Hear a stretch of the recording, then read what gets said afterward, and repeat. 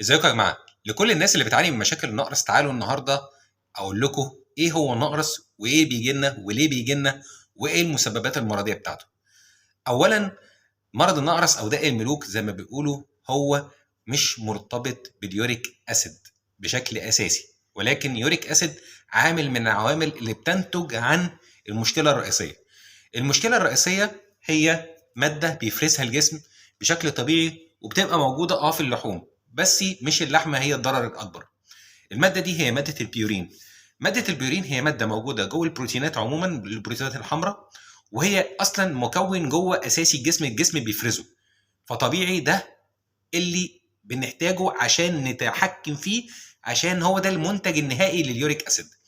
اليوريك اسيد بيتركز في المفاصل الكبيره في الجسم زي الركب وزي صوابع الرجلين وزي الكوع. المرض ده يا جماعه بيجي نتيجه ان حمض البيورين او ماده البيورين بترتفع في الجسم، فبيرتفع معها اليوريك اسيد، فبيسبب لنا الالتهابات او الشده الالتهابيه اللي بتبقى في الجسم. على فكره مرض النقرس هو مرض التهابي في الاول وفي الاخر. ناس كتير بتقول لك طب قلل اللحوم. هي صحيح هتقلل، بس عايز اقول لك المفاجاه ان في ناس كتير قوي ما بتاكلش اللحمه وما بتشوفش اللحمه وبيجي لها نقرس. ده ليه؟ ان هي مصابه بحاجه اسمها المتلازمه الايضيه، او ان ده مرض بيخلي الجسم ما بيهضمش الاكل بشكل كويس، وبينتج عن ده طفرات في البيورين وكذا وبالتالي بيحصل طفرات في اليوريك اسيد بتاعنا. طب ايه الحل؟ الحل يا جماعه ان احنا نخلي بالنا من اكلنا كويس جدا. السمنه من اكتر اشياء بتتعب البيورين في الجسم وبتؤدي لزيادته.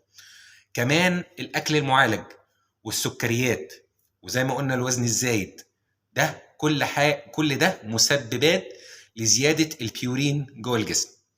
اتمنى يا جماعه ان شاء الله ان احنا الايام الجايه دي هنتكلم كتير قوي عن الامراض اللي بتنتشر بسبب سوء التغذيه او بسبب عاداتنا الصحيه الغذائيه. احب اقول لكم ان في علاج للمرض ده غير العلاجات الكيماويه، هي الكركديه. الكركديه بيحسن البيورين جوه الجسم، بيطرد اليوريك اسيد الزياده في الجسم، بس ما ناخدوش بسكر كتير، ناخده بسكر معتدل، والاحسن ان احنا ناخده من غير سكر خالص. كركديه بس التحذير بتاعنا اللي هو الضغط، لو كنا مرضى ضغط يا ريت ما نستخدمش الكركديه بافراط. اتمنى يا جماعه ان يكون الحلقه النهارده عجبتكم، واتمنى ان شاء الله ان انتوا تدعموا المحتوى يا جماعه، عشان المنصات السوشيال ميديا المختلفه سواء اللي بيشوفنا على الفيسبوك او على اليوتيوب، ان انتوا تهتموا بالمتابعه الجيده، ان يبقى فيه مشاركه، يبقى فيه لايكس، يبقى فيه اشتراك، يبقى فيه تفاعل على الفيديوهات، لان بصراحه المنصات بدات تتجاهل المحتوى الجيد بسبب المتابعه الصامته من الناس. يا جماعه عايزين ننشر المحتوى الهادف بعد اذنكم، دي رجاء شخصي، يعني اتمنى من الناس كلها ان هي تتبعه. مفيش تفاعل صامت بعد اذنكم، يا ريت التفاعل يكون جدي عشان ننشر المحتوى الهادف، بلاش المحتوى اللي كله اسفاف وكله يعني زي ما بيقولوا ايه متناقض مع عاداتنا وتقاليدنا. شكرا جزيلا ليكم، اشوفكم المره الجايه على خير. كان معاكم احمد محمود، وصفه سهله معكم. سلام.